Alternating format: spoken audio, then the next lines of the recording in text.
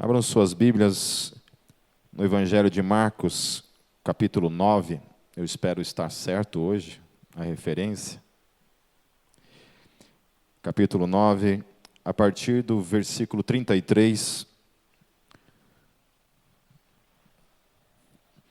O tema hoje é o maior no reino dos céus.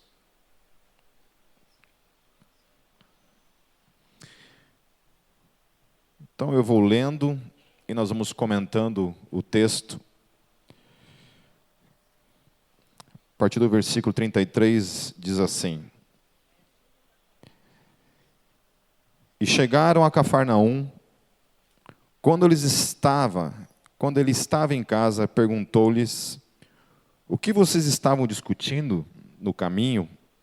Mas eles guardaram silêncio, porque no caminho haviam discutido sobre quem era o maior. Interessante isso, né? Pensando nesse texto, assim, eu fico pensando como é que se deu essa situação, né?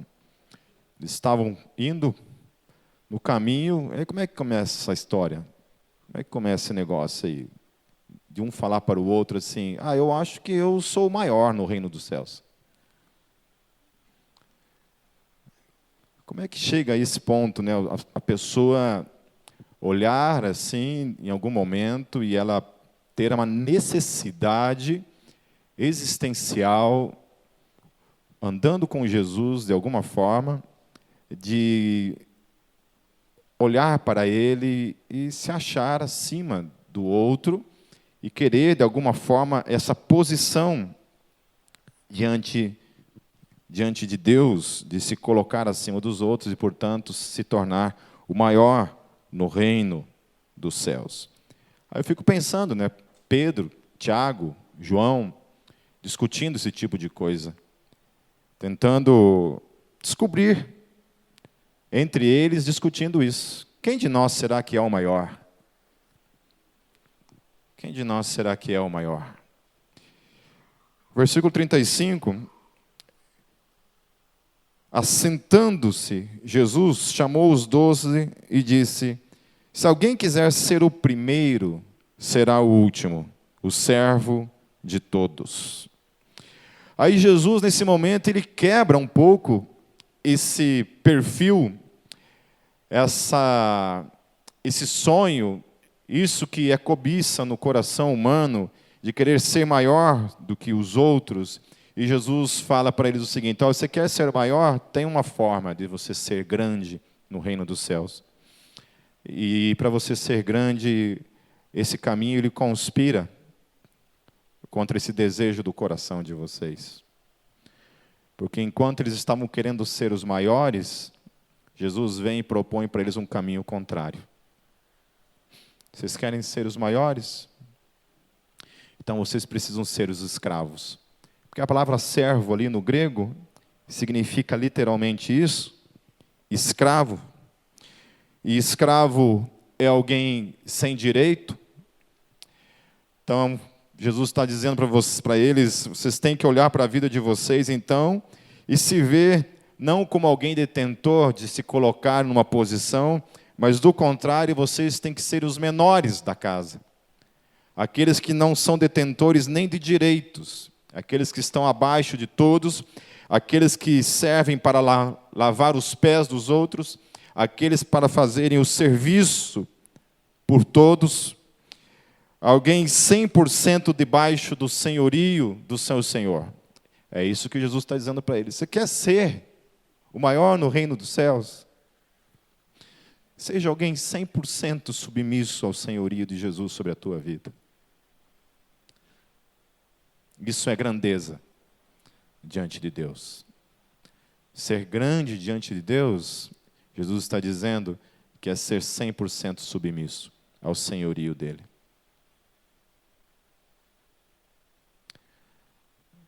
Porque só quem está debaixo desse senhorio absoluto entende que não tem direito sobre nada.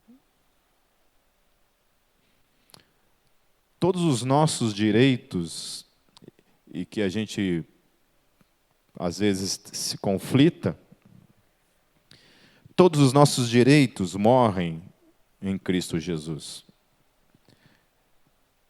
E toda a nossa vida, então, passa a ser absolutamente dele.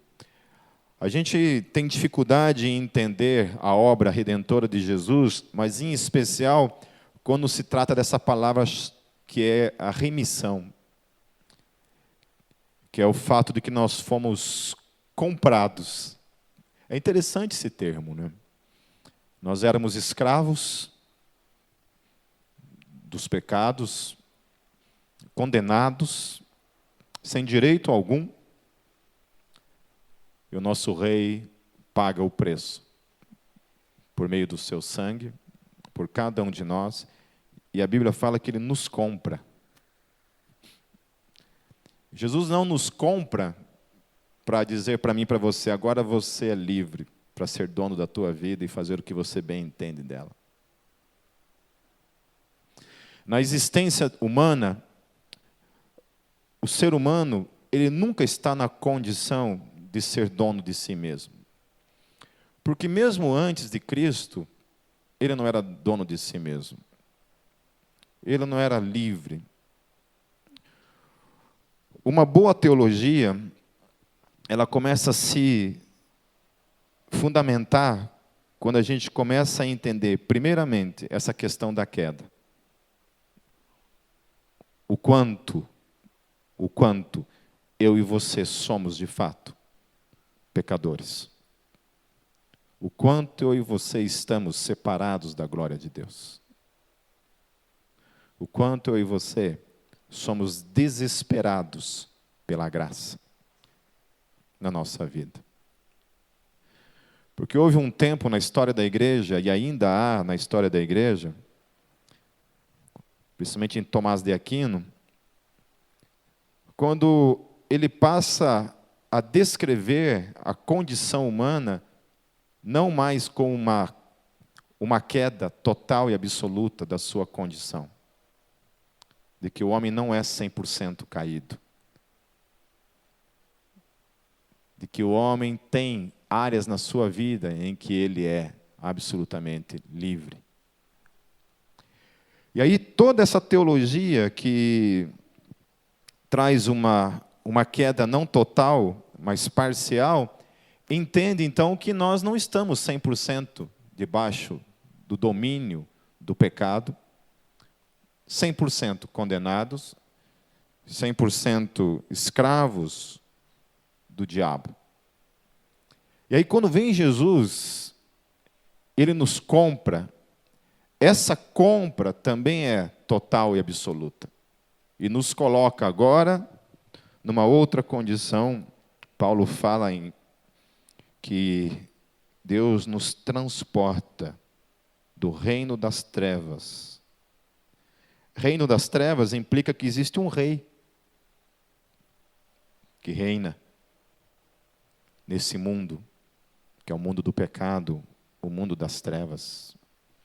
A Bíblia fala que Deus nos transporta desse reino das trevas para o reino do Filho, para o seu amor. Aleluia. Ser transportado é literalmente ser desenraizado, arrancado daqui. Não pertenço mais a esse mundo. Daqui eu sou transportado para uma nova vida, onde Jesus faz uma obra de salvação completa na minha vida. Aleluia. Eu sou 100% salvo. Não havia nada em mim que não precisava desesperadamente ser salvo, ser comprado. Não havia áreas em minha vida que não precisava ser 100% redimida, santificada, para agora sim eu estar na condição, por meio do sangue de Jesus, para estar na presença dele. Porque senão haveriam somente algumas coisas que precisavam ser santificadas, e não a totalidade do homem, mas o todo. Os homens da reforma, eles criam nisso, que o homem era 100% pecador, caído. E agora sim, transportado para o reino da luz, 100% redimidos pelo sangue do Senhor Jesus Cristo. Amém? Ou o sangue não cobriu somente algumas áreas da nossa vida e não a sua totalidade. Hoje nós somos 100% redimidos por meio do sangue de Jesus. E o que é interessante nesse texto é que o texto não fala que nós somos servos de alguns. O texto não fala que quem quer ser maior tem a opção de escolher a quem quer servir. Que tem a opção de fazer escolhas, de submeter àqueles que ele quer se submeter. O texto fala assim: se alguém quiser ser o primeiro, será o último, e servo de quem? Servo de quem o texto está dizendo? De todos. Quer ser o maior? Você foi chamado para ser o servo e ser o servo de todos. Amém? Amém? Quem está falando isso para mim e para você é o próprio Senhor Jesus.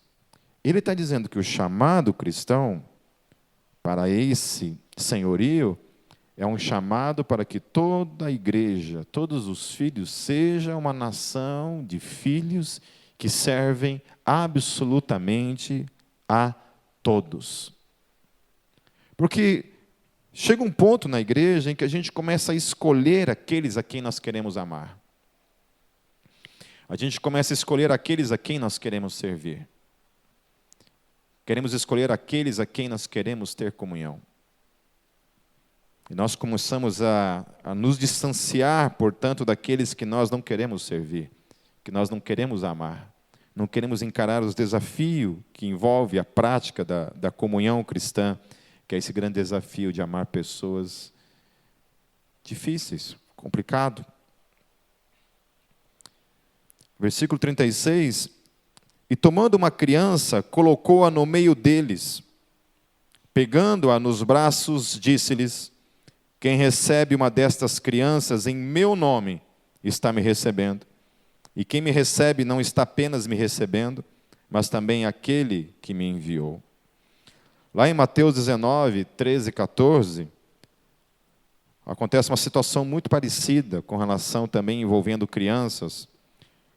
Diz assim: depois trouxeram crianças a Jesus, para que lhes impusesse as mãos e orasse por eles. Mas os discípulos os repreendiam.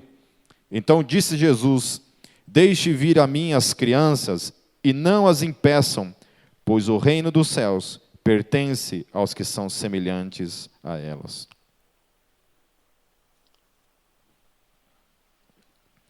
Esse texto é um texto assim que gera algumas interpretações, as quais eu discordo, algumas interpretações populares. Há muitas interpretações populares, crenças populares, não apenas fora da igreja, mas também dentro da igreja. Uma delas, por exemplo, a igreja a qual eu vim, que é a Igreja Presbiteriana do Brasil, nela batiza crianças. Existe um sistema de doutrina a qual ela se baseia para batizar crianças. Bom, a Gólgota não tem isso por hábito, a gente não batiza crianças. E eu sempre ouço muitas críticas de pessoas que condenam veementemente a questão de batizar crianças. Eu vou perguntar, não precisa levantar as mãos aí, tá? Vocês acreditam que pode-se batizar crianças? Ou não? Pode ou não pode? Não, não é para responder, é só para pensar. É só para pensar.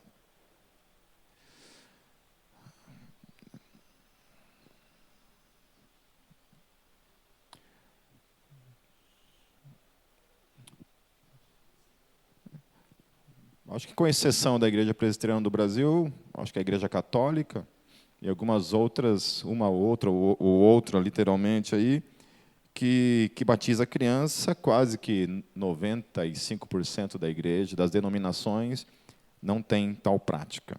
Ok? Por que eu estou fazendo essa conexão? Porque muita gente usa esse mesmo texto aqui para abordar uma questão. Vou fazer uma outra pergunta. Aí você pode levantar a mão, sei lá. Já que você quer levantar a mão, você pode, se você quiser, Aninha. Uma criança de 1 ano morre. Ela vai para o céu ou vai para o inferno?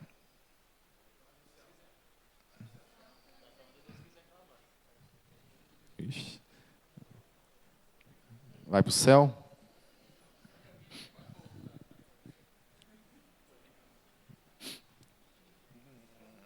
Vai para onde Deus quiser? Eu estou perguntando, não estou falando. Vai direto para o céu. Não é para gerar um debate, é só para responder. Aí o que cada um pensa aqui, pode falar. Aí a minha outra pergunta é, se vai para o céu, por que vai para o céu? Porque é inocente? Porque não tem pecado?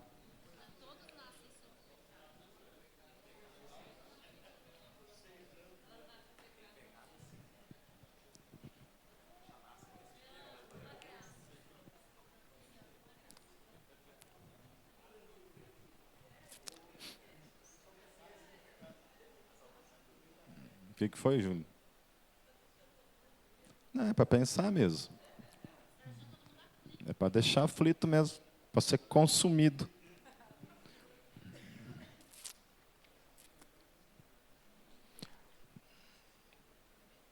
As mesmas pessoas que às vezes condenam essa questão do batismo de criança, porque entende que não se pode batizar criança porque a criança não crê. Se ela não crê, ela não pode ser batizada. O batismo é um ato que uma pessoa se batiza porque crê. A mesma pessoa que crê nisso, acredita que uma criança, quando morre, vai para o céu. Só que isso é extremamente contraditório, meus queridos. Porque se uma criança não tem pecado, ela pode ser batizada. Se ela vai para o céu sem crer, ela também pode ser batizada sem crer.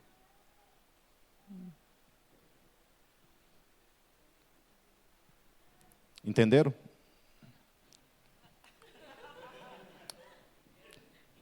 Depois eu desenho para você.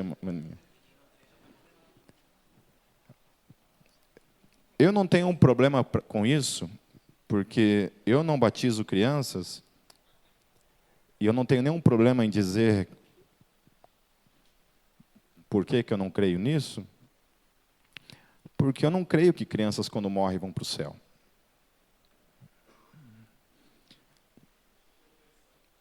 Deixa eu dizer, primeiramente, por que eu não creio? Porque a Bíblia fala que todos pecaram. E todos estão destituídos da glória de Deus. Todos. Só vou corrigir vocês com relação a essa crença popular. Quando vocês forem falar que uma criança, quando ela morre, o máximo que você pode dizer é que, se forem para o céu, vão por meio da graça. Nunca digam que não tem pecado, porque não é bíblico. Amém? Todos nós, um bebê, na hora que ela é fecundado no ventre da mãe, ela já está destituído da glória de Deus e desesperado pela graça. Amém? Eu sempre debato isso nos seminários que eu dou, nos seminários teológicos, e sempre as pessoas dizem isso, que as crianças vão para o céu, porque são inocentes ou são destituídas de pecado, por exemplo. Daí eu sempre pergunto, pode batizar a criança? Não. Por que não? Porque elas não creem. Eu falei assim, então elas vão para o céu sem crer. Mas elas não têm pecado. Mas se elas não têm pecado, por que elas não podem ser batizadas? Estão entendendo a questão? Então, quando forem falar que uma criança vai para o céu, eu não estou dizendo aqui, meus queridos, que crianças vão para o inferno. Não é isso que eu estou dizendo. Eu estou dizendo que se crianças vão para o céu, todas elas vão por meio da graça e da misericórdia do Senhor Jesus Cristo. Todas. Não haverá nenhum ser humano, desde Adão até o último a nascer, que um dia estará na presença do Senhor Jesus Cristo, que não estará lá, por meio da graça, por meio da misericórdia. Amém? Todos. Ninguém chegará lá porque não tem pecado. Todos nós estamos separados. E é só pela graça que nós estaremos lá. Então é isso. Então, quando você não acredita essa questão do batismo de crianças, como eu não acredito, lembre-se que isso tem implicações, então. Em que você não pode dizer, portanto, que crianças não têm pecado e que vão para o céu porque não têm pecado. Porque senão isso se torna contraditório. Então Jesus está dizendo, colocando, ainda respondendo, trabalhando essa questão do maior no reino dos céus, ele coloca essa questão de... Ele pega uma criança, coloca essa criança ali no meio deles, pega essa criança no braço, e ele diz assim, quem recebe uma dessas crianças, em meu nome está me recebendo. Há uma complicação também nesse texto, porque a forma como Jesus aborda esse texto, também não necessariamente ele está falando de crianças. Ele está também abordando um outro campo no seu discipulado, que são os pequeninos, que são os servos, que são os filhos, que devem caminhar, portanto, como pequeninos, como servo de todos. E vocês vão entender por que eu estou falando isso.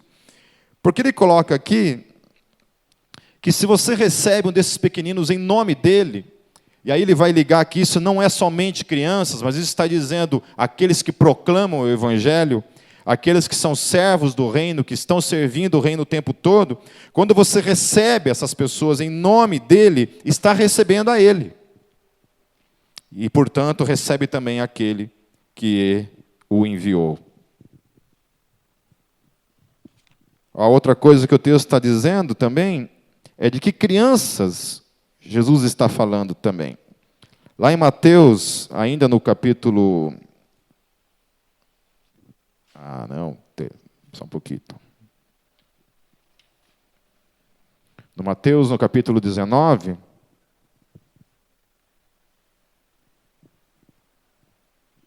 no versos 3 e 4,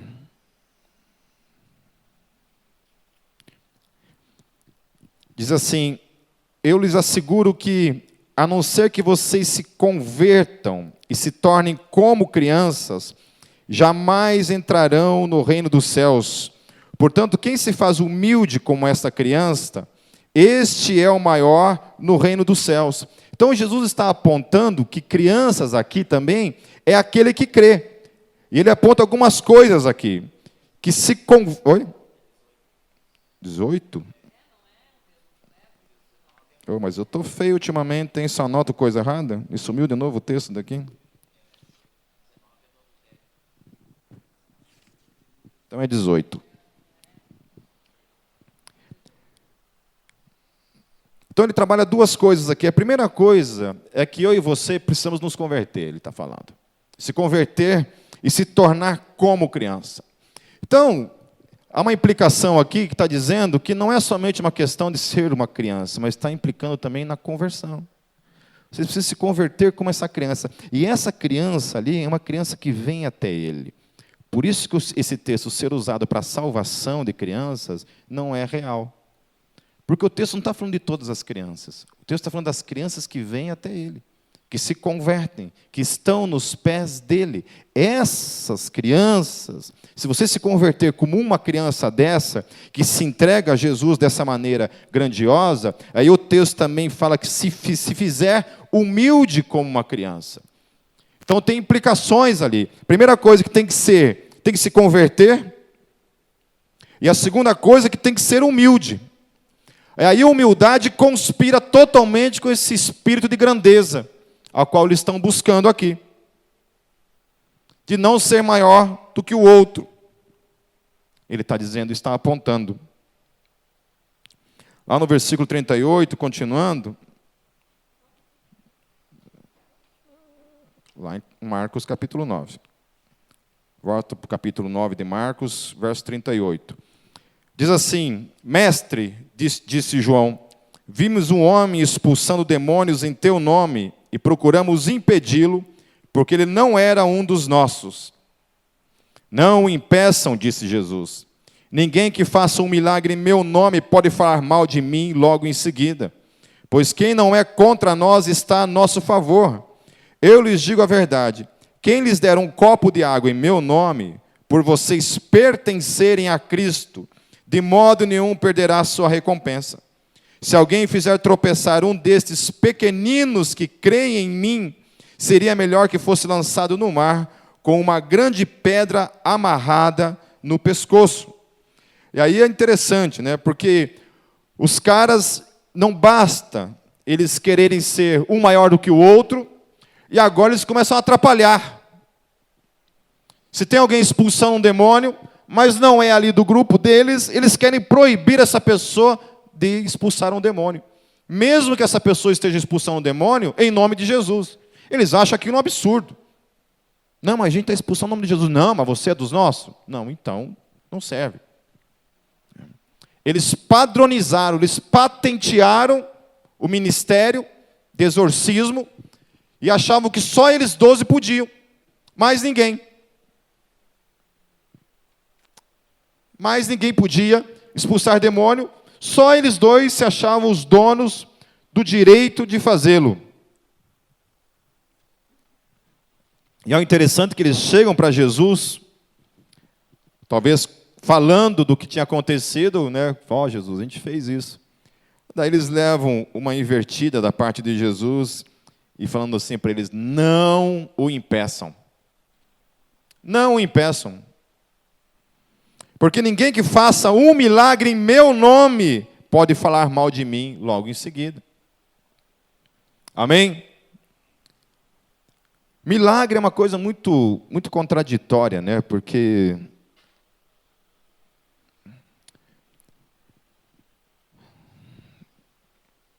esses tempos eu vi um cara fazendo um milagre na televisão. A mulher mostrou o pé dela assim, com uma ferida assim, aberta assim. Ela mal conseguia encostar o pé no chão. Aí o cara orou.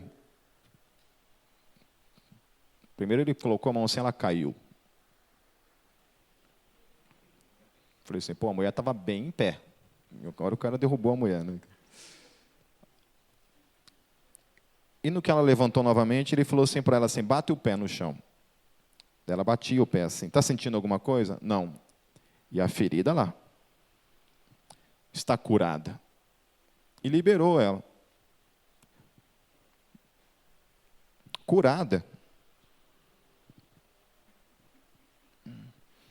Então esse negócio do milagre é uma coisa assim, você vê muita propaganda em cima do milagre, como se o milagre fosse um tipo de propaganda para ser usada para promoção, né, para autopromoção.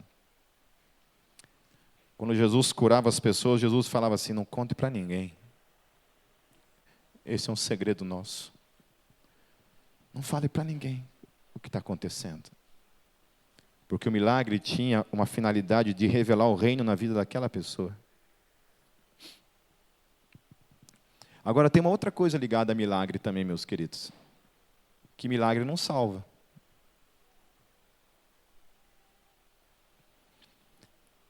Porque uma pessoa é curada, mesmo de uma condição, talvez que estivesse levando ela à morte, não necessariamente implica que essa pessoa vai se converter. Eu tive um amigo que ele teve um problema muito sério no rim. E a tia dele orou por ele.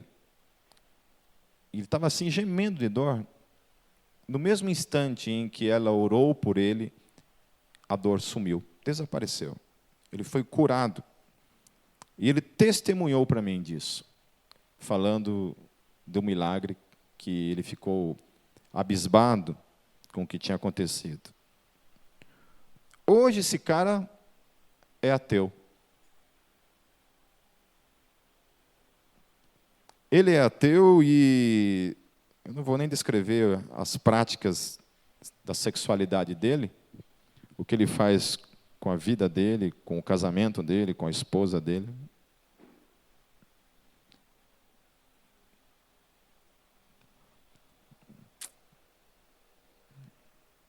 Há muita gente que muita gente viu milagres por meio da vida de Jesus. Conforme eu falei domingo passado, multidões viram um milagre acontecendo. A Bíblia fala que num só dia Jesus alimentou os 5.000, no outro 6.000, isso só sem contar mulheres e crianças, mais ou menos 20.000 pessoas. Quando Jesus termina o discurso dele, as multidões dão as costas para ele. Depois que ele curou pessoas, libertou pessoas de demônios, alimentou uma multidão com poucos pães, depois de todo aquele milagre manifesto, aquele milagre foi incapaz de produzir fé salvadora na vida daquelas pessoas. Porque quando Jesus chama aquelas pessoas para o discipulado, que era um discipulado radical, da renúncia, do se tornar servo, do negar a si mesmo, as multidões dão as costas para Jesus. Aí Jesus olha para os seus discípulos e fala assim: vocês também querem ir? Porque só sobra eles. Não sobra ninguém. Quando se fala dessa grande massa de evangélicos nesse país, quase aí 40%, e a gente vê essas igrejas que cura para todos os lados. Meu querido, se um dia chegar alguém ali e naquele culto somente se interessar a pregar o evangelho da cruz, não sobra um, se não tiver milagre. Eu tinha uma amiga que todo dia, não era toda semana, não era uma vez por semana, assim, era literalmente todo dia. Todo dia ela ia na casa de um profeta. Todos os dias ela ia, porque Deus precisava falar com ela. Daí o cara orava e falava: eis que vos digo. E massageava o ego dela. Ela saía dali, ia para casa. No outro dia, ela estava em crise. Deus havia falado tanta coisa para ela, ela precisa voltar lá porque tinha esquecido. E de novo, Deus precisa falar comigo. E Deus de novo: eis que vos digo. E falava de novo. Ela me convenceu uma vez a ir com ela, eu fui uma vez com ela, e o cara falou para mim: eis que vos digo, e falou umas coisas para mim. Eu falei: amém. Amém. Mas o eis que vos digo comigo acontecia todos os dias no meu quarto. Quando eu pegava a minha Bíblia, eu lia o que Jesus tinha feito por mim. Quando eu leio os Salmos, eu vejo a intimidade com Deus. Um Deus que me conhece, ainda uma substância informe, que me amou. Ali, antes da fundação do mundo. Eu vou lá para o livro de Apocalipse, leio aquelas cartas de amor, de triunfo, de esperança do que virá para a vida da igreja. Se tem um livro fantástico, meus queridos, que todos vocês deveriam ler, é o livro de Apocalipse. Porque é um livro que fala de vitória. Não é essa vitória aí da Damares. Estou falando vitória real, verdadeira em Cristo Jesus.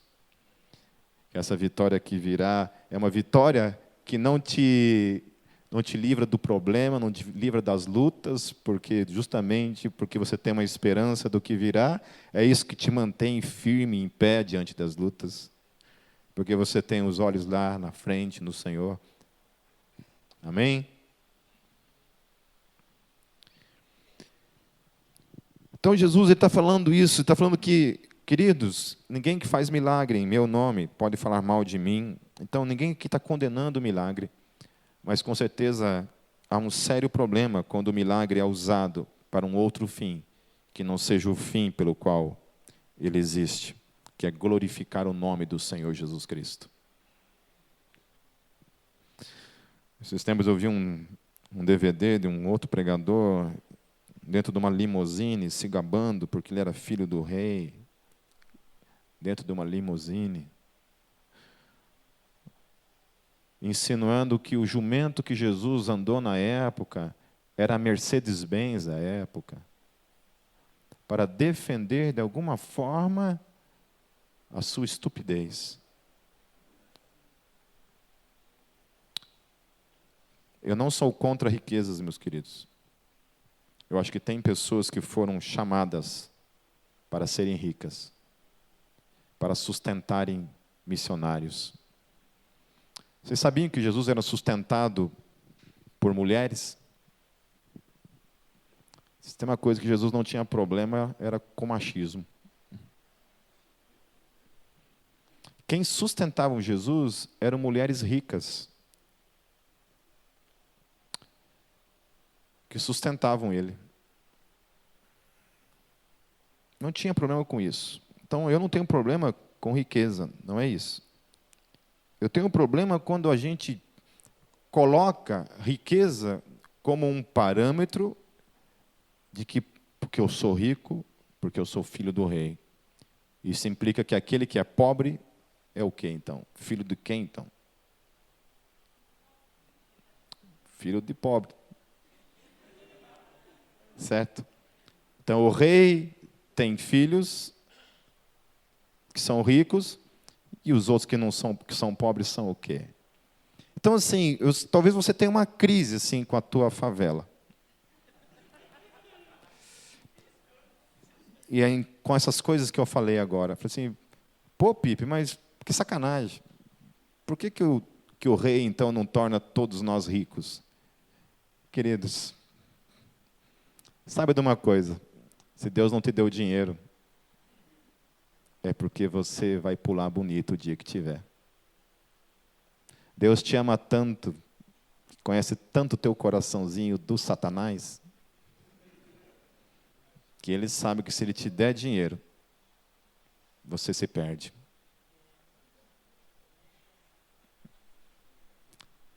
A Bíblia fala isso, aqueles que almejam riquezas, almejam para as suas vidas tropeço, um problema.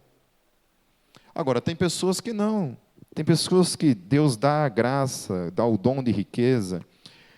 A missão Steiger precisava de uma base lá na Europa para estabelecer como base missionária lá na Europa. Lá nos Estados Unidos, Deus levantou uma mulher que chegou para o David e falou assim, vá lá na Alemanha, veja um lugar, escolha um lugar, que eu vou comprar esse lugar e vou doar esse lugar para a missão.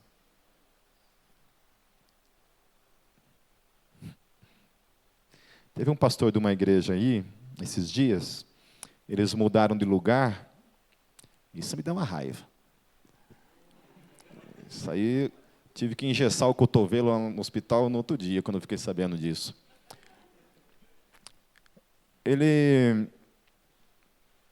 Mudaram de lugar, só que o teto desse lugar estava condenado. E para arrumar o teto desse lugar, era preciso R$100 mil. Se fosse R$100 aqui, já seria complicado. Imagine 100 mil. E aí, terminou o culto, ele falou isso para a igreja, ó, queridos, tem essa implicação aí, né? Terminou o culto, chegou um irmão da igreja, miserável, não veio aqui naquele dia. Chegou assim, pastor, tem uma oferta para o senhor. E colocou um cheque no bolso dele. Ele, amém, irmão, Deus abençoe. Terminou o culto, ele tirou o chequinho, abriu o chequinho, R$100.000. Ai.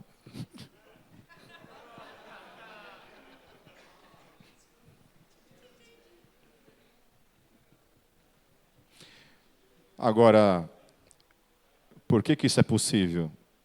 Porque para alguém Deus deu condições, que tem o coração no reino, que não tem nenhum problema em pegar R$100.000 e investir no reino, porque entende isso.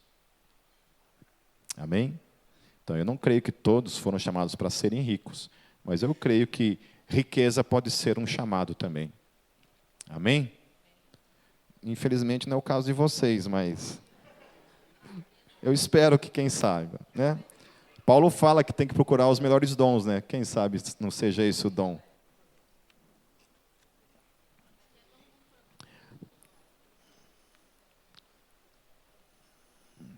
Eu gosto, estou quase encerrando, eu gosto no versículo 41, quando Jesus fala assim, eu lhes digo a verdade, quem lhes der um copo de água em meu nome, por vocês pertencerem a Cristo.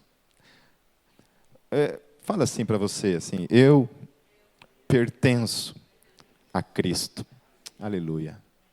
Amém? Eu pertenço a Cristo. Como essa confissão precisa ser real, diária, constante na minha vida. Eu pertenço a Cristo. Eu não sou de mim mesmo. E aí, mais uma vez, colocando nessa condição, meus queridos, de escravo. Pertence a Ele porque foi comprado para Ele. E aqueles que foram comprados para Ele, que pertencem a Ele, são os menores. Se entende na condição de pequeno, de menor. Sabe porque que se é salvo por meio da graça. Sabe que estava na condição de 100% caído e foi comprado e colocado agora nessa condição e agora pertence a Ele, aleluia. E agora nessa condição, ninguém mais pode arrebatá-lo dessas mãos, porque você foi comprado, meu querido. Não tem jeito do diabo chegar e comprar você de volta. Amém? Amém? Oh, glórias a Deus por isso. Porque agora eu sou comprado, então, quando Satanás tenta investir qualquer coisa contra a minha vida, qualquer investida, ele sabe a quem você e eu pertencemos agora. Aleluia. É por isso que a minha fé é uma fé que tem estabelecida da condição em que eu estava, eu era 100% caído, estava ali, e agora eu sou 100% comprado. Então, assim, não tem jeito, ninguém mais pode tirar o que pertence a Jesus, amém? Não tem mais como. Isso é teologia básica, meus queridos. Ah, Pipe, mas se eu quiser o quê? Você não entendeu ainda que você foi comprado, você não quis ser comprado. Você entendeu que você era 100% morto e Jesus te comprou na condição em que estava? Ele comprou você. Falou, eu comprei, está aqui, você é meu agora. Ele pertence a mim. E aí Jesus fala que aqueles a quem o Pai deu, ninguém pode mais arrebatar, tirar da mão, porque é comprado, aleluia. Aleluia. Aleluia. Aí Jesus fala que se alguém fizer tropeçar um desses pequeninos que creem em mim, seria melhor que fosse lançado no mar com uma grande pedra amarrada no pescoço. E fazer tropeçar nesse contexto aqui é justamente tentar fazer fugir dessas realidades que estão aqui. Queridos, nem todo mundo que está dentro da igreja é discípulo. Mas todo discípulo de Cristo está dentro da igreja. Discípulos não têm raiva da comunhão. Discípulos não têm problema com a comunhão. Discípulos amam as pessoas porque entendem que se ele não ama as pessoas a quem ele vê, ele não pode amar a Deus a quem não vê. É bíblico isso. É uma ordenança clara da parte de Deus e se entende dessa forma de maneira prática. Se eu não amo meus irmãos, eu não amo a Deus, ponto final. Eu não vou na igreja porque lá na igreja tem hipócrita, mas quem diz que você tem a autorização em Cristo Jesus para não estar na igreja? Se tem autorização é porque não é escravo de Cristo.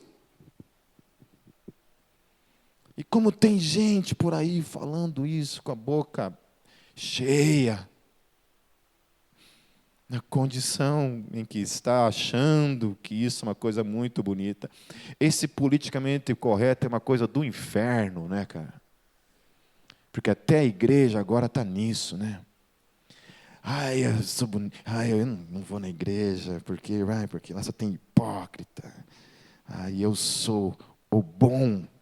Ai, eu sou maior do que eles. Eu sou maior do que aquele bando de gente ignorante que está insistindo na igreja. Eu sou maior. Não é isso. O que eu acho interessante é que essas pessoas que dizem isso não saem da igreja, então, ao invés, já que não são hipócritas, não saem da igreja para então fazer diferença no mundo. Para transformar então a realidade que eles condenam e dizem que a igreja não muda, então vai lá e muda. Então vai lá e faça algo de concreto no mundo, que transforme realmente o mundo. Aí Jesus está dizendo isso, que cuidado, porque os caras estavam expulsando o demônio, eles vêm lá e tentam condenar o cara, porque o cara está expulsando o demônio em nome dele. E Jesus falou assim, olha, cuidado. Cuidado quando você quer se apropriar do reino como uma coisa tua, impedir aqueles que creem em mim de operarem. Cuidado. Cuidado quando a salvação pela graça é transformada em outra coisa que não é a graça. Pode deixar, Paulo, não vou... Bom.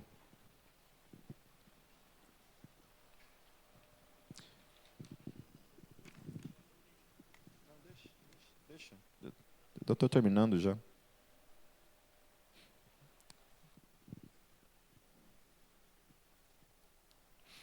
Versículo 43, para encerrar, meus queridos. Se a sua mão o fizer tropeçar, corte-a.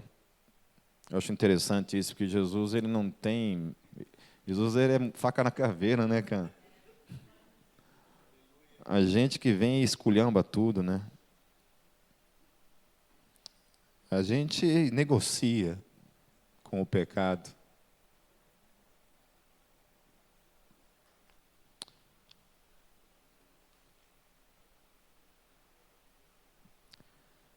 Se a sua mão o fizer tropeçar, corte-a. É melhor entrar na vida mutilado do que tendo as duas mãos ir para o inferno, onde o fogo nunca se apaga. 44, onde o seu verme não morre e o fogo não se apaga.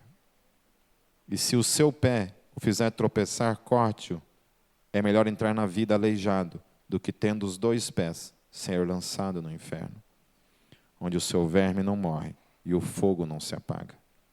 E se o seu olho o fizer tropeçar, arranque-o. É melhor entrar no reino de Deus com um só olho do que, tendo os dois olhos, ser lançado no inferno, onde o seu verme não morre e o fogo não se apaga. Jesus, ele utiliza três membros, três partes do nosso corpo. Quando ele está falando de mão, ele está falando das coisas que nós praticamos, nós fazemos. Quando ele está colocando a questão dos pés, ele está falando sobre o nosso caminhar diário. Os caminhos que a gente escolhe no dia a dia, opta por caminhar. Uma das coisas que as pessoas, às vezes, têm dificuldade em entender a teologia reformada é entender como é que funciona essa questão da liberdade cristã dentro da soberania de Deus. A liberdade cristã, debaixo da soberania de Deus, é uma liberdade delimitada pela soberania dele. Vou dar um exemplo para vocês. O Pipe está aqui firme em Cristo. E um dia dá um momento de insanidade e eu me entrego a viver uma vida que Deus não determinou para a minha vida, que não quer para a minha vida. E eu decido, então, viver uma vida fora daquilo que Deus tem para a minha vida. A graça de Deus, a soberania de Deus me permite ir até aqui. E ela não me permite passar daqui. Deus me dá um tapa na orelha de novo, pum, para que eu volte novamente ao centro da vontade dele. Eu vejo isso na vida de Jonas. Quando Jonas pensa que pode fugir da vontade de Deus, Deus vai lá, dá um tapa na orelha dele e joga ele de novo lá no centro da vontade dele, mesmo ele não querendo, se remoendo de ódio, de raiva do seu chamado. Paulo estava vivendo uma vida lá matando cristãos. Jesus não pergunta nada, chega e pula com os 2 pés no peito dele, derruba ele, não pergunta assim, Paulo quer aceitar Jesus? Ele não pergunta nada para Paulo. Ele simplesmente fala para Paulo assim, olha, agora você vai lá. Ele não fala assim, Paulo, você quer agora me servir? Ele não fala nada, ele fala, vai lá que eu tenho uma obra para fazer na sua vida. Vai lá que tem um cara que vai lá consertar isso que está errado em você aí. Daí ele vai lá, fica cego. Não escolhe ficar cego, fica cego. Em absoluto. Porque o soberano Deus e Senhor da vida dele está ali. Que determinou para a vida dele a sua vontade.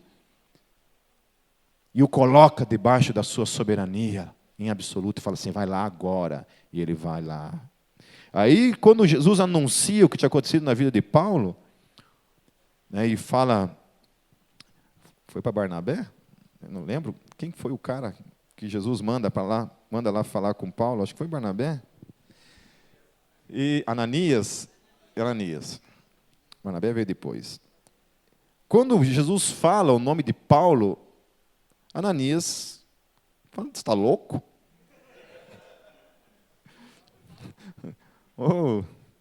O Bin Laden se converteu e você quer que eu vou lá pregar o evangelho para ele? Vai lá. E aí aquele cara ali, que encontra no caminho o Deus soberano, se transforma no maior apóstolo de que se tem notícia. O grande apóstolo Paulo. Então, às vezes, a gente tem essa questão de caminhos, e aqui também Jesus fala sobre a questão do olho, que são as coisas que nós cobiçamos no dia a dia. E ele coloca assim, queridos, olha, eu e você precisamos aprender a tomar cuidado com as coisas que nós fazemos, com os caminhos que nós escolhemos, com as coisas que nós cobiçamos. Jesus está dizendo isso, e ele coloca uma questão aqui para colocar intimação, porque aqui ele está trabalhando ainda num contexto em que essas pessoas não têm o Espírito Santo na vida delas ainda. Essas pessoas aqui não estão convertidas ao Senhor Jesus Cristo. Elas não estão ainda na condição ainda em que se tornarão depois, que é quando recebem o selo do Espírito, o batismo do Espírito, e em definitivo, então passam a ser novas criaturas em Cristo Jesus. O que é interessante aqui, e que conspira contra todo esse evangelho, para encerrar, esse evangelho politicamente correto, é que Jesus fala a palavra inferno aqui. Essa palavra no grego, geena, que é o lago de fogo. E o interessante que Jesus coloca assim, que é um fogo que não se apaga.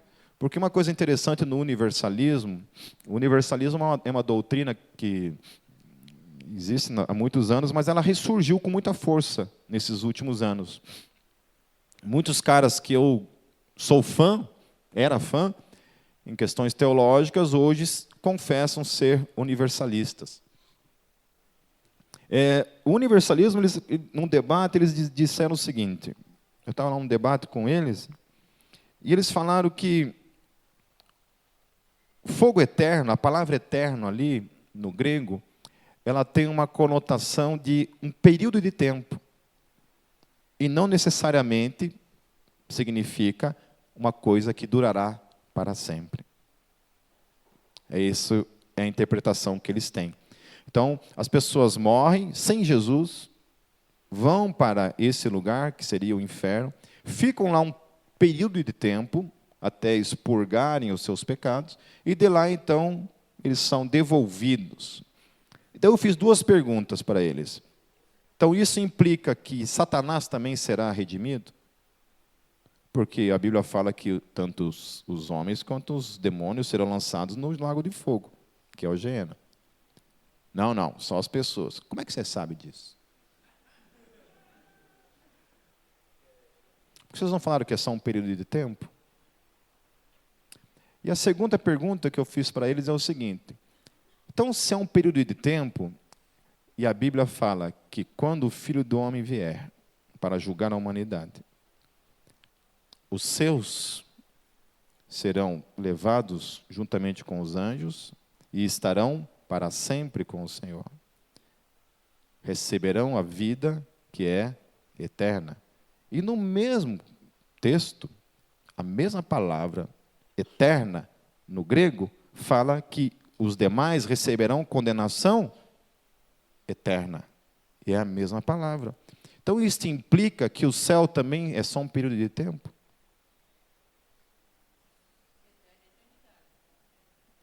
Mas essa palavra no grego, ela significa também um período de tempo. Então, a minha pergunta foi essa. Então, a gente no céu vai ser só um período de tempo?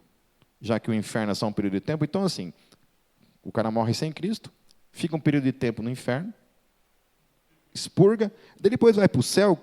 Só que o problema é o seguinte, provavelmente, se o céu é um período de tempo, quando ele chegar no céu não vai mais ter céu.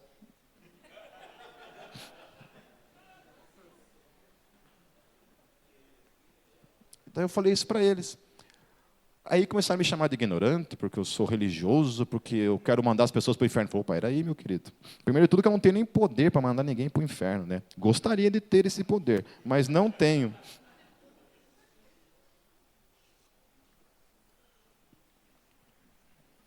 Tenho bastante vizinho meu que eu mandaria hoje, se eu pudesse. Meus queridos, que a gente aprenda a caminhar como pequeno nesse mundo. Em especial, vivenciando no seu dia a dia essa grande realidade a quem nós pertencemos,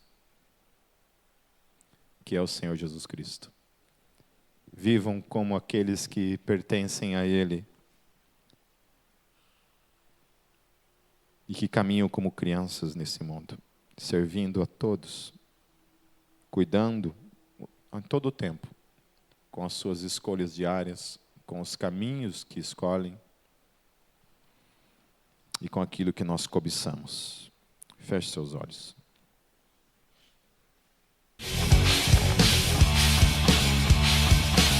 Esse mundo tem tentado